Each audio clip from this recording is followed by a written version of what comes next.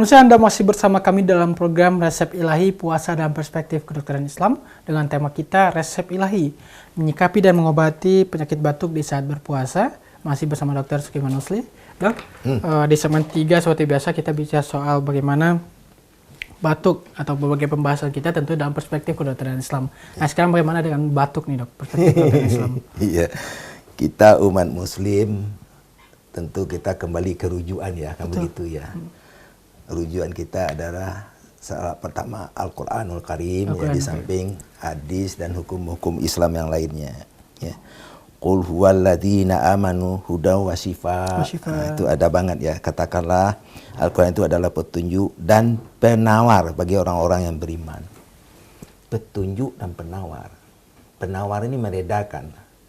Meredakan berarti dalam aspek mengobati. Juga. Ya. Tapi jangan disebut Al-Quran mengobati langsung, itu tidak mungkin. Ya, itu pengobatan yang langsung itu adalah bersifat teknis ya. Tapi kalau Al-Quran tuh mengobati proses pikir kita. Nah, yang kita bicara. Proses pikir, cerdaskan kalbu kita, ya, kembali berpikir cerdas, ya, rasional, sesuai dengan ilmu yang benar, kan begitu. Dan jangan terjebak hawa nafsu kan. Itulah petunjuk Al-Quran untuk kita. Nah, demikian juga kita menyikapi musibah batuk atau penyakit penyebab batuk. Kita penyakitnya sudah kita bahas tadi. Nah, kita ulang dalam perspektif kedokteran Islam, batuk itu apa? Nah, kita sudah tahu tadi, batuk adalah gejala penyakit. Nah, kalau ada batuk, ada gejala penyakit, kita harus tahu penyakitnya. Tahu penyakitnya. Bagi dalam pengobatan, batuk adalah petunjuk untuk kita. Nah, jadi kita diberitahu ini ada penyakit yang datang, makanya timbullah batuk. Kan begitu. Nah, yang ketiga, kita menyadari batuk itu adalah proses membuang segala sesuatu yang abnormal di saluran napas. Dan itu adalah perlindungan diri. Itu salah satu mekanisme pertahanan tubuh. Innate immunity, kan begitu, itu batuk. Yang keempat, batuk jangan di stop. Karena batuk itu perlu tadi proses membuang pembersihan. Jangan di stop batuk, hanya dibatasi kalau batuk kelewatan. Jadi soal ini prinsip dalam agama kita begitu. Kita harus mencari jalan tengah, siratal mustaqim ya, jalan moderat, yang lurus, yang benar gitu loh. Nah itu. Jadi apa maknanya lagi adalah yang kelima atau keenam tadi, bahwa yang kita obati itu bukan batuk. Yang kita obati adalah penyakit penyebab batuk. Nah begitu. Itu kita harus pahami betul. Sebenarnya batuk kita, bersin kita, harusnya kita bersyukur. Iya, alhamdulillah harusnya kita jawab. Iya. Dan dari orang tua kita ya, bersin dibaca shin, alhamdulillahirabbil alamin. Harusnya batuk juga begitu. Sama itu nilainya, sama. Bahkan oleh Rasulullah ada tuntunannya, di saat bersin kita baca alhamdulillah. Ada apa mendengar orang baca alhamdulillah, kita baca ya yarhamukallah. Dijawab. Ini ada tuntunannya. Bersin pembersihan rongga hidung. Batuk pembersihan saluran napas bagian bawah terutama. Ini kan sama konteksnya. Nah, sedikit mungkin saya lanjutkan ya Isan ya. Bagaimana kalau kita puasa ya? Nah, begitu. Kita kalau puasa sedang penyakit batuk, yang jelas kita ambil kesimpulan adalah batuk tidak menjadi indikasi nilai bahwa kita berpuasa atau tidak. Dia bukan jadi mungkin perlu sedikit batuk darah yang berbahaya, atau batuk yang dengan gejala lain yang lebih serius. Ya batuk tapi sesak nafas hebat, nyeri dada hebat, baru dipertimbangkan tidak puasa. Kalau hanya sekedar batuk, tidak menjadi indikasi nilai apakah kita berpuasa atau tidak. Malah harus berpuasa saja itu. Tapi yang menjadi nilai adalah penyakitnya. Penyakit penyebab batuk tadi. Kalau itu benar itu. Jadi ketentuannya sayangnya kalau berdasarkan penyakit, apakah kita berpuasa atau tidak, memang konsultasi ke ahlinya.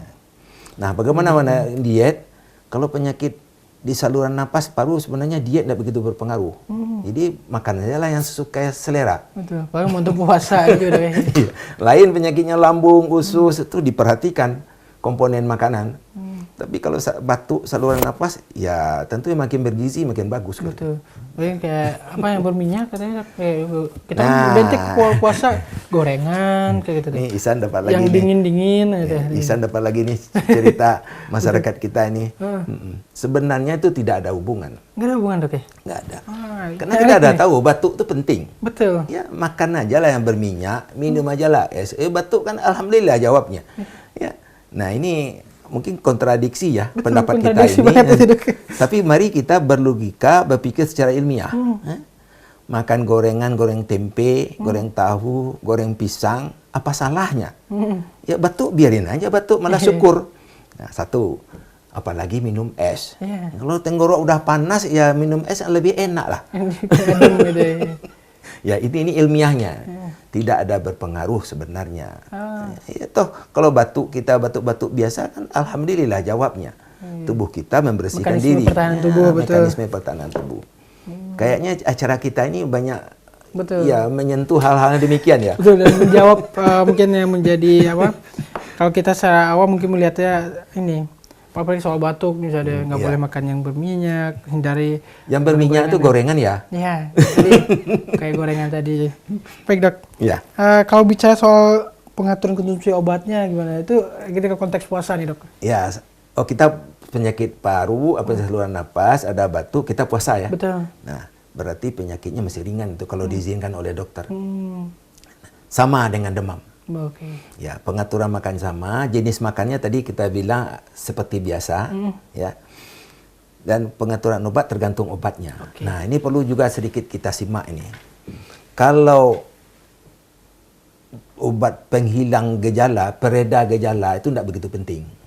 Kecuali yang kelewatan. Ya. Tentu tidak boleh konsumsi obat siang ya. Nah, kalau ada radang bakterial, infeksi bakteri, tentu minum antibiotik. Nah, itu tergantung antibiotiknya. Kalau yang 3 kali berarti berbuka habis tarawih atau jam 10 dan sahur seperti biasa. Yang 2 kali berbuka sahur. Ada juga obat bila perlu itu. Ya, seperti sakit kepala itu hanya bila perlu. Gitulah kira-kira. Nah, terakhir mungkin ada statement terkait batuk ini untuk para pemirsa di rumah, mungkin di bulan suci Ramadan ini, Dok. Ya, mungkin kita tutup sedikit dengan doa pencegahan kali ya. Penting juga ini. Kita tidak lupakan ini. Kita manusia selalu diancam oleh berbagai penyakit. Ya. Kalau kita sudah sakit berarti kita mendapat musibah sakit. Ada tuntunan doa, aku baru ingat ini tuntunan doa, apa salahnya itu sering diingat-ingat atau dibaca secara formal juga boleh ya.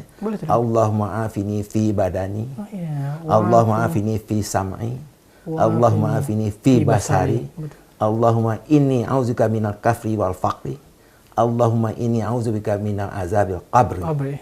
Ya Allah, selamatkanlah badan kami, ya Allah, selamatkanlah pendengaran kami, selamatkanlah penglihatan kami, hindarilah kami sifat-sifat kekafiran dan kefakiran, dan selamatkanlah kami dari azab subur. Ya, lebih baik kita umat muslim yang sering baca begitu. Itu kan masuk dalam apa tuntunan zikir pagi dan petang, Dok. Ya. Tiap pagi dan petang kita dibaca baca, ya, dibaca itu. Itu dampak dalam ilmu kesehatan adalah untuk pencegahan. Ya, menstimulus suara hati kita supaya kita membuat program pencegahan. Janganlah kita sakit kan gitu. Alhamdulillah. Kembali diingatkan oleh Pak Dokter sendiri terkait dalam Al-Quran, dalam tuntunan kita Al-Quran dan Sunnah, Allah sudah memberikan berbagai tuntunan dari Rasulullah tentunya. Apalagi tadi seperti doa yang disampaikan, itu juga tiap hari kita disunahkan untuk membacanya. Dan semoga di momentum Ramadan ini kita bisa mengoptimalkan momentum-momentum seperti itu dengan memaksimalkan diri, melaksanakan segala yang diperintahkan oleh Allah dan Rasulnya. Terima kasih atas waktunya, Dok. Ya, semoga insya Allah bermanfaat bagi kita bersama dengan tema resep ilahi menyikapi dan mengobati penyakit batuk di saat berpuasa. Dan pemirsa, akhirnya saya Marsha pamit undur diri dari hadapan Anda. Terus saksikan resep ilahi hanya di TVmu. Billahi fisabilillah haq fastabiqul khairat, nasrullah wa qarib. Wassalamualaikum warahmatullahi wabarakatuh. Waalaikumsalam.